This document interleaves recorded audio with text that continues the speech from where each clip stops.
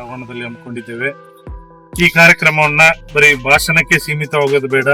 ನಾವು ಸ್ವಚ್ಛತೆಯನ್ನ, ನಮ್ಮ ನ್ಯಾಯಾಲಯದ ಆವರಣವನ್ನ ಸ್ವಚ್ಛತೆ ಮಾಡೋದ್ರ ಜೊತೆಗೆ ಮಾದರಿಯಾಗಿ ಆಚರಿಸೋಣ ಅನ್ನೋ ಒಂದು ನಿಟ್ಟಿನಲ್ಲಿ ನಾವು ವಕೀಲರು ಮತ್ತು ತಾಲೂಕು ಆಡಳಿತ ತೀರ್ಮಾನ ಮಾಡಿ ಈ ಒಂದು ಸ್ವಚ್ಛತೆ ಕಾರ್ಯಕ್ರಮವನ್ನು ಹಮ್ಮಿಕೊಂಡಿದ್ದೇವೆ.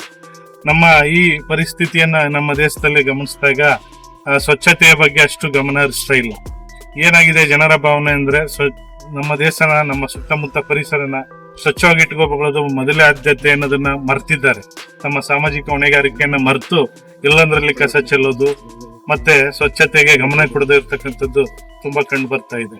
ಇದು ಅವರ ಮನೋಭಾವನೆ ಹೆಂಗಿದೆ ಅಂದ್ರೆ, ನಾವು ಗಲೀಜೆ ಮಾಡೋದು ಮತ್ತೆ ಕ್ಲೀನ್ ಮಾಡಕ್ಕೆ ಒಂದು ಅಂಗ ಇದೆ, ಈ ಸ್ವಚ್ಛತಾ ಪೌರ ಕಾರ್ಮಿಕರು ಇದ್ದಾರೆ ಅನ್ನೋ ಒಂದು ಮನೋಭಾವನೆ ನಮ್ಮ ಸಾಮಾನ್ಯ ಜನರಲ್ಲಿ ಇದೆ.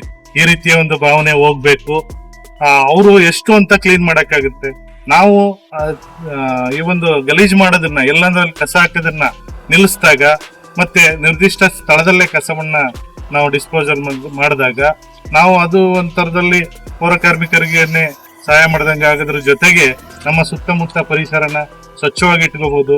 ಮತ್ತೆ ನಮ್ಮ ಮುಂದಿನ ಪೀಳಿಗೆಗೆ, ನಮ್ಮ ಮುಂದಿನ ಮಕ್ಕಳಿಗೆ ಒಳ್ಳೆ ಬೆಳಕು, ಗಾಳಿ ಬೆಳಕು, ಸ್ವಚ್ಛ ಪರಿಸರ ಒಂದು ಸಿಕ್ಕುವಂತಹ ಒಂದು ಅವಕಾಶನ ಮಾಡಿಕೊಡ್ಬೋದು ಅಂತ ಹೇಳ್ತಾ, ಈ ಸಂದರ್ಭದಲ್ಲಿ ಎಲ್ಲರೂ ಕೂಡ ಸ್ವಚ್ಛತೆಗೆ ಆದ್ಯತೆ ಕೊಡಿ, ಎಲ್ಲಂದ್ರಲ್ಲಿ ಕಸ ಬಿಸಾಕ್ಬೇಡಿ, ಮತ್ತೆ ಪೌರ ಕಾರ್ಮಿಕರಿಗೆ ಸ್ವಚ್ಛತೆ ಮಾಡಲು ಸಹಕರಿಸಿ ಅಂತ ಕರೆ ಕೊಡ್ತಾ ನನ್ನ ಮಾತು ಮುಗಿಸ್ತೇನೆ. ನಮಸ್ಕಾರ.